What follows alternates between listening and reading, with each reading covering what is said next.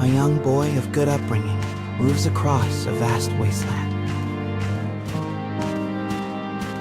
A taciturn minion follows. The boy proceeds uneasily, his eyes constantly probing their surroundings, almost as if he fears they are being followed. Suddenly, a dreary town emerges from the dust. The boy suggests they take their rest, and the man nods silently.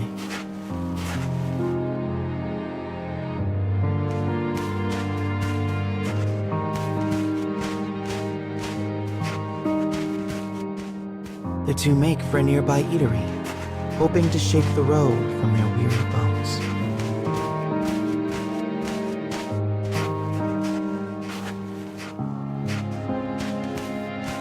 But instead of welcome, they find a group of bounty hunters gathered at their destination.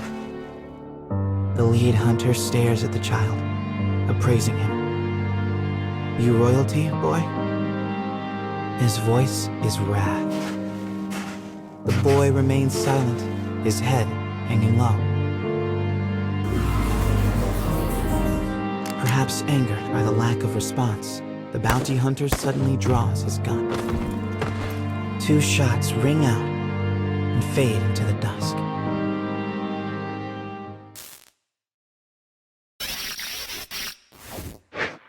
Did you see the flock of black birds that possessed the bounty hunter? They're nasty sorts who like to fly in and warp the story. Well, we are not going to let that stand, are we? Your role is to defeat them and put the story back the way it's supposed to be. But I suppose you already know that, don't you?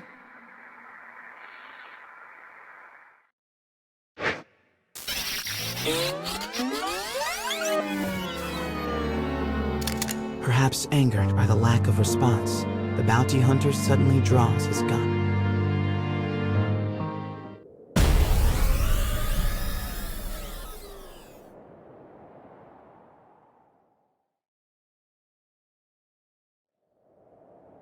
Having defeated the hunters, the man turns to his charge. "Are you hurt, my prince?" "I am well," replies the boy. "But remember, I am no longer a prince." With a wry smile and a touch of regret, he proposes they take their leave of the town. The man silently nods and gazes upon the boy's face.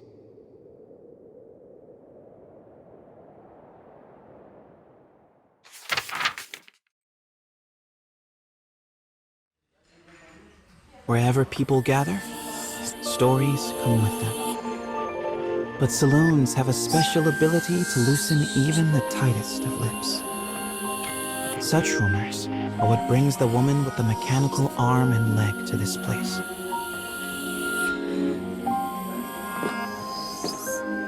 For she is a bounty hunter in search of her prey.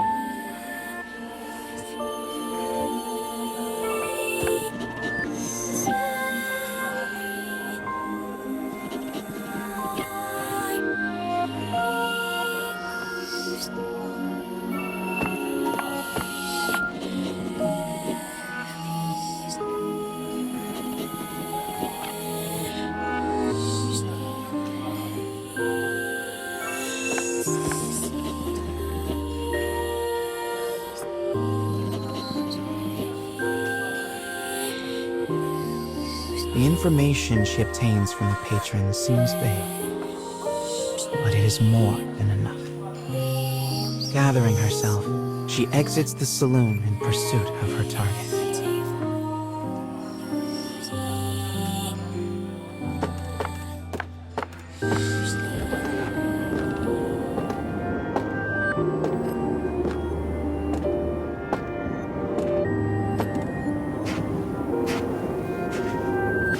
A lone bounty hunter blocks the woman's path. His breath is ragged and foul, his eyes a pair of tiny beads. "Give me all your money," he howls.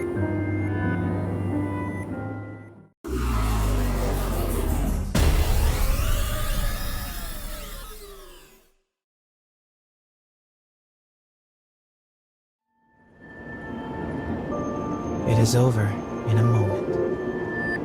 The woman's sigh is carried off by the wind. No mediocre highwayman could hope to stand against her desire for revenge.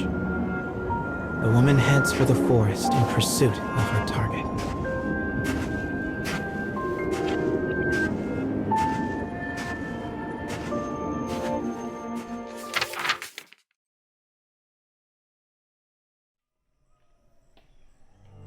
In a forest near a ruined church, a man surveys his surroundings.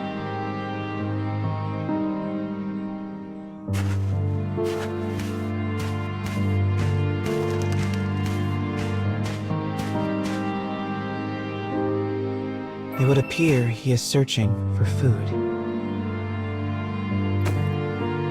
The expression on his bandaged face is clouded.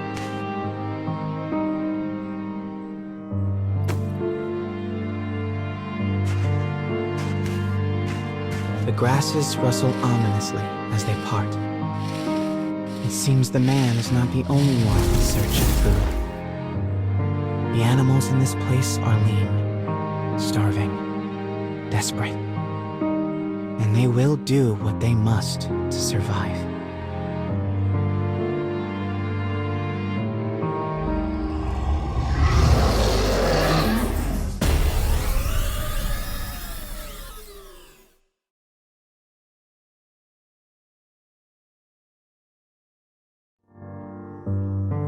Having secured his prize, the man returns to the church.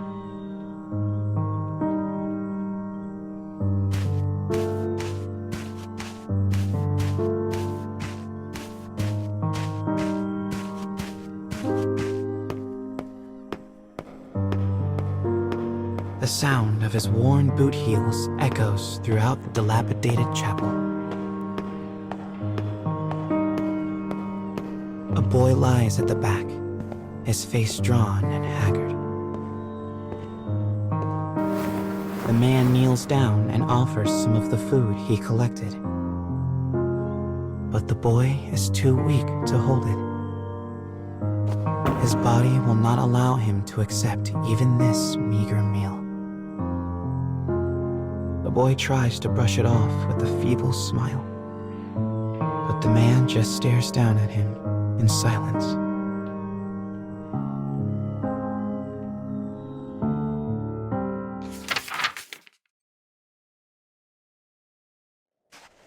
The woman who set out from town finally arrives at a wild wood.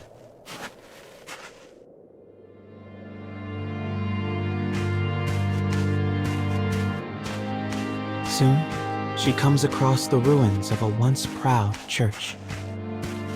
The ceiling has collapsed, the walls mere suggestions.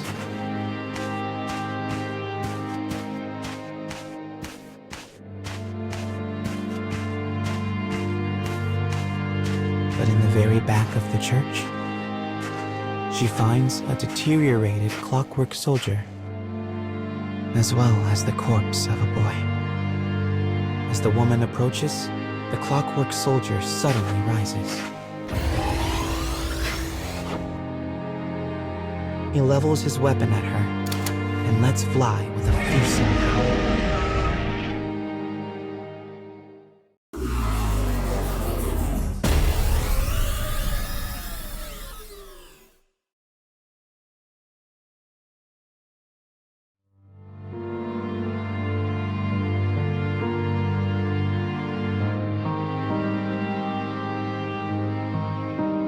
The woman accesses the logs of the fallen soldier.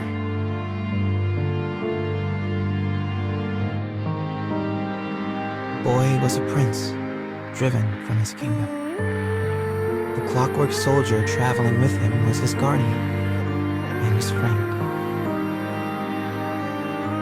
But alas, the boy's disease worsened and he perished. Now alone, the man remained behind and continued to safeguard his charge, killing any who dared approach the body.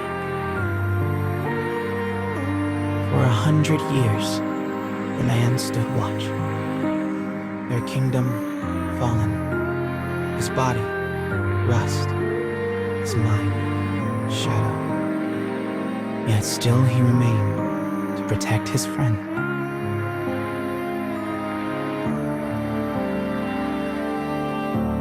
The woman builds a grave to mourn the pair and leaves the forest without a word.